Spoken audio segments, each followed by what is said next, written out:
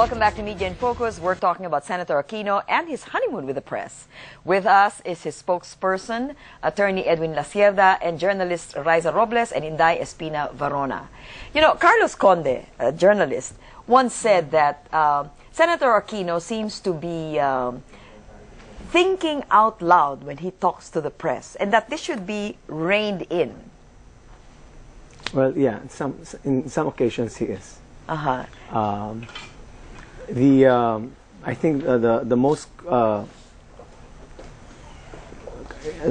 glaring example was the Quiapo survey statement.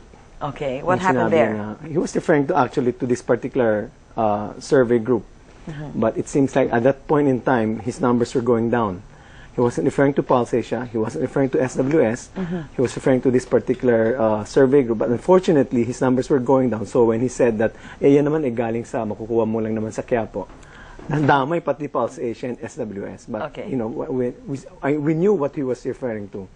But he had to really backtrack. As his spokesperson, do you get to coordinate with him about the issues that you bring out to the press, or the things that you talk about, or does he go, you know, as the question said, does he really think out aloud on his own? We have regular issues group meeting. Okay, so you talk about what you're going to do. We identify the issues. We come up with the responses. We submit it to the senator, and we discuss it. All right. Is that a good approach, Raissa, to think out aloud? I think he's not yet used to being the man on the top. You know, a lot of senators think out aloud, and the difference is that that's not policy. But when he thinks out aloud, the reporters will naturally think that is policy. Yeah. Okay. He will learn. So moving forward, he should be more circumspect. He should watch what he says. Will that not clip his wings of the freedom of speech, Inday? Well, you know, his spokesman actually has a point. No, mas mabuti kung paghandaan yan. But really, and I'm not known exactly to be a big fan of the man who's going to be president. But I think that's one of the things I actually like about him, is that he's blunt. You know, you may not always like what he says, but at least you know that after this president, you know, I'd rather have somebody who's blunt and out there, and you know, with his heart on his sleeve. Oh, his heart on his sleeve. Yeah. But doesn't, you know, when you wear your heart on your sleeve, that opens you up. Yeah. These are my spokespersons. Well, that opens you up. No. That opens you up to criticism, doesn't it? Yes. When you wear your heart on your sleeve, now you're open to attack. You know, it's like opening all the flanks of your defense team, and that opens you up to more attacks. Isn't that dangerous for a president to do that? It can be, but like if he's a person who also does his homework, you know, some thinking won't really be wrong for him. And you know, see, he is a person who ran on the promise to be the exact opposite of the person he's replacing. Okay, that counts to the Filipino people. Right. Let's do a random test. If you were to judge the relationship of Senator Aquino to the press at the moment, what would it be on a scale of 1 to 10?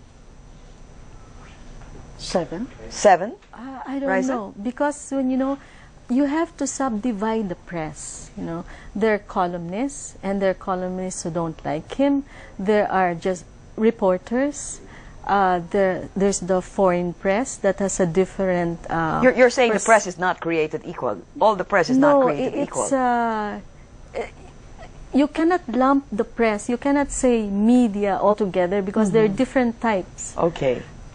So he will have to relate to each one of them, I think, differently. All right. Moving forward, how can President-elect Aquino improve his relations with the press? You gave him a high mark, 7. 7 is rather high. Yeah.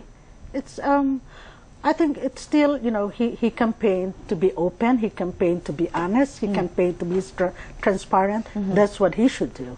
Oh, okay. Is that? And he intends to do that, yes. All right. I think he also said that he will be holding press conference once or twice a week, unlike the incumbent president who refused. That's what Arroyo said at the beginning. And it dwindled. I guess it's because of the burden of the office. I guess sometimes. Because the press became alienated. All right. From the Finally, what stories and what tough questions should the press be asking President-elect Aquino? Agrarian reform, for one. Yes. Yes. Hacienda Luisita. How he intends to manage the military, particularly the military. Okay.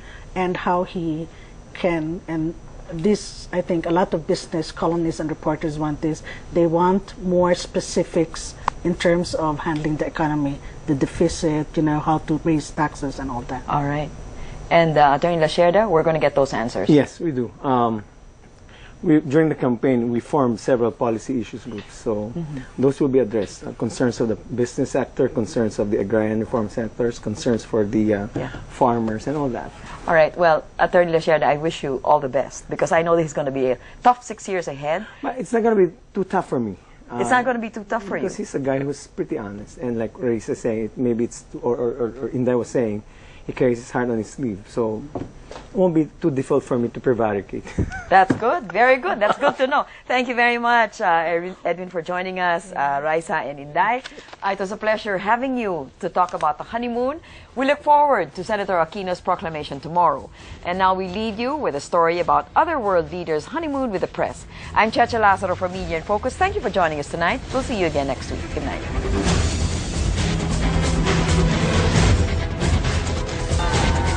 After a successful courtship, now everyone is just waiting for the groom to officially say, I do.